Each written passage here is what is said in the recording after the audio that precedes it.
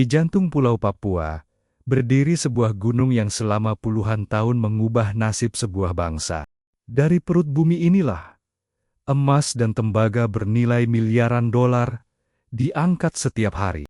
Namun di balik kilau logam berharga itu, tersimpan kisah panjang tentang kekuasaan, konflik dan pertanyaan yang belum terjawab. Ini bukan hanya tentang tambang, ini adalah tentang manusia, tanah, dan harga yang harus dibayar atas kekayaan alam. Inilah kisah Freeport. Tahun ke-1967, Indonesia baru saja melewati masa paling rapuh dalam sejarahnya. Ekonomi hancur, politik belum stabil, Papua baru bergabung dengan Indonesia. Di saat itulah, sebuah kontrak ditandatangani.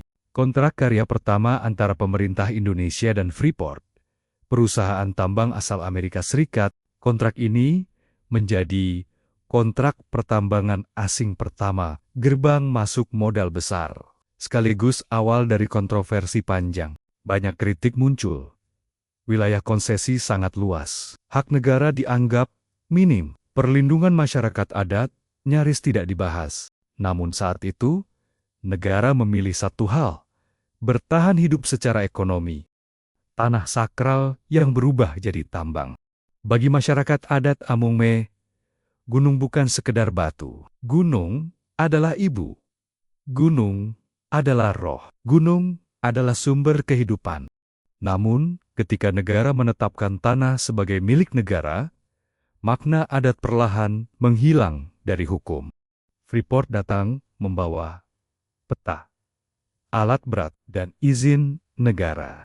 Masyarakat adat tidak sepenuhnya dilibatkan, tidak memahami dampak jangka panjang, dipaksa beradaptasi dengan dunia yang asing. Konflik pun dimulai. Bukan dengan senjata, tetapi dengan ketimpangan kekuasaan. Setiap tambang menghasilkan limbah, namun Freeport menghasilkan limbah dalam skala raksasa. Setiap hari, ratusan ribu ton tailing dialirkan ke sistem sungai, mengubah bentang alam selamanya.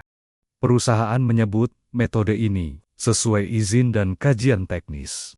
Aktivis lingkungan menyebutnya kerusakan ekologis permanen. Sungai berubah warna, ikan menghilang, lahan subur menjadi lumpur. Pertanyaannya, siapa yang bertanggung jawab ketika alam tak bisa lagi kembali seperti semula? Freeport bukan hanya tambang, ia adalah objek vital nasional. Sejak awal, kawasan ini dijaga ketat oleh aparat keamanan. Namun disinilah kontroversi lain muncul. Laporan Lembaga HAM Internasional menyebut kekerasan terhadap warga sipil, intimidasi, pelanggaran HAM. Freeport menyatakan keamanan adalah urusan negara. Negara menyatakan keamanan diperlukan demi stabilitas. Di tengah pernyataan itu, warga sipil sering menjadi pihak paling rentan. Grasberg adalah salah satu tambang emas terbesar di dunia. Nilainya triliunan rupiah. Kontribusinya besar untuk negara. Namun di sekitarnya, kemiskinan masih tinggi. Pendidikan terbatas. Akses kesehatan minim. Pertanyaan sederhana terus muncul. Jika tanah ini begitu kaya, mengapa rakyatnya tetap miskin? Inilah paradoks Freeport. Tambang bawah tanah membawa risiko besar. Block caving, runtuhan batu, tekanan ekstrim, kesalahan kecil bisa berujung maut. Beberapa tragedi terjadi, beberapa nyawa melayang.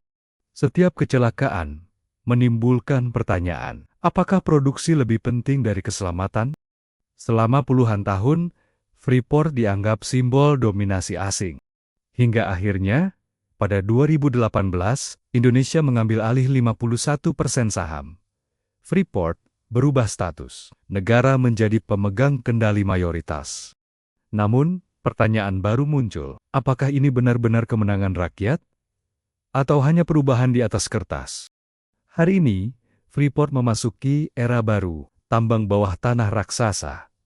Teknologi canggih. Produksi berlanjut hingga puluhan tahun ke depan. Namun luka masa lalu belum sepenuhnya sembuh. Freeport kini berdiri di persimpangan antara pembangunan dan keadilan antara ekonomi dan kemanusiaan. Freeport bukan sekadar tambang.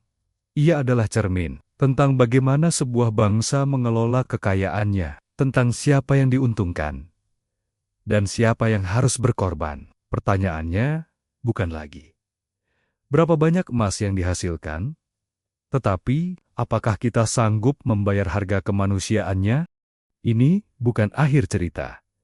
Ini adalah awal dari pertanyaan. Terima kasih sudah menonton. Subscribe untuk dokumenter dan investigasi lainnya. Sampai jumpa di video selanjutnya.